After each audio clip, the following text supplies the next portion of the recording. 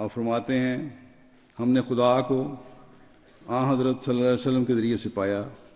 آپ فرماتے ہیں اس قادر اور سچے اور کامل خدا کو ہماری روح اور ہمارا ذرہ ذرہ وجود کا سجدہ کرتا ہے،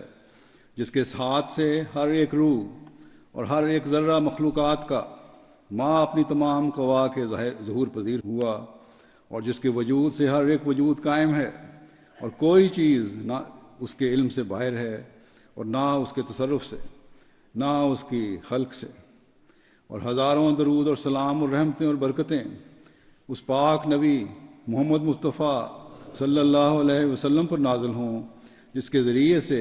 ہم نے وہ زندہ خدا پایا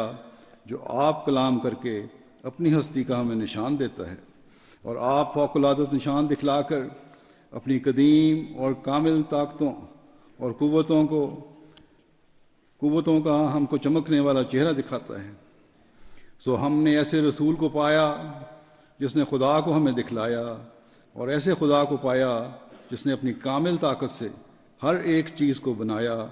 اس کی قدرت کیا ہی عظمت اپنے اندر رکھتی ہے، جس کے بغیر کسی چیز نے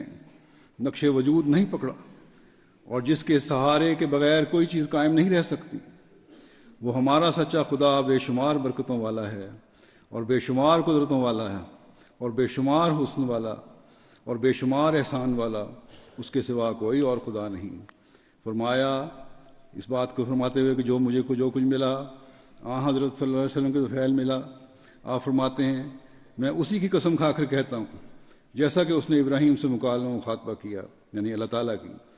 اور پھر اسحاق سے اور اسماعیل سے اور یعقوب سے اور یوسف سے اور موسیٰ سے اور مسیح ابن مریم سے، اور سب کے بعد ہمارے نبی صلی اللہ علیہ وسلم سے ایسا ہم کلام ہوا کہ آپ پر سب سے زیادہ روشن اور پاک وحی نازل کی، ایسا ہی اس نے مجھے بھی اپنے مکالمہ مخاطبہ کا شرف بخشا، مگر یہ شرف مجھے محض حضرت صلی اللہ علیہ وسلم کی پیروی سے حاصل ہوا۔ اگر میں حضرت صلی اللہ علیہ وسلم کی امت نہ ہوتا اور آپ کی پیروی نہ کرتا، تو اگر دنیا کے تمام پہاڑوں کے برابر بھی میرے اعمال ہوتے تو پھر بھی میں کبھی یہ شرف مکالمہ مخاطبہ ہرگز نہ پاتا، کیونکہ اب بجز محمدی نبوت کے سب نبوتیں بند ہیں، شریعت والا نبی کوئی نہیں آ سکتا، اور بغیر شریعت کے نبی ہو سکتا ہے مگر وہی جو پہلے امتی ہو۔